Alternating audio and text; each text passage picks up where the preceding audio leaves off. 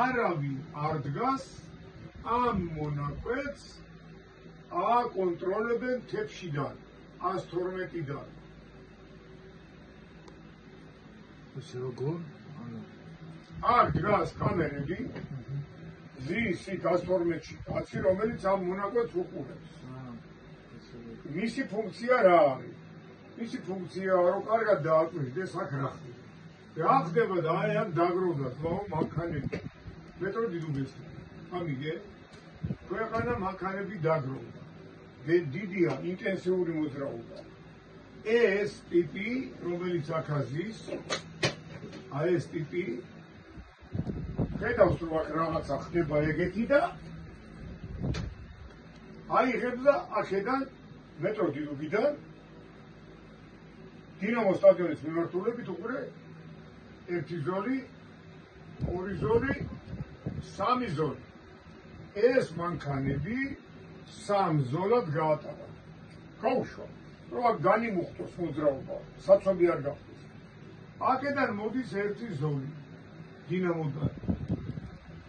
საღამოს 5 საათია, აქ უკვე გაიჭედა მოძრაობა, გაიგე, აქ ბევრი მანქანები დაგროვდა. აქა ატყობს ახლა ეს უყურებს კამერებით. ამათ აი აქ აუნთებს შუქნიშას, გადადი მარჯვნივო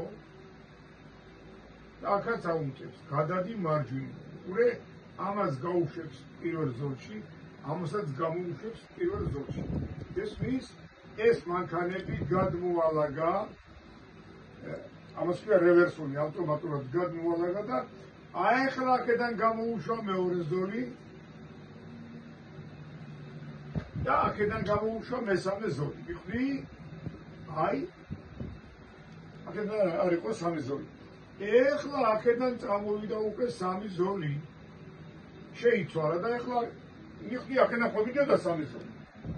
რადგანაც იქ დაგროვდა და აქ შეღავათი. ესე იგი შენ სულ მოხდა მანქანების რაოდენობა, შემცირდა. აქედან წამოვიდა სამი ზოლი. აქაც თუ შეამჩნია რომ აქ ტრანსპორტი განიმუხტა და ისევ დაგროვდა, ამათაც უყურე აუნთებს გადადი მარჯვნივ.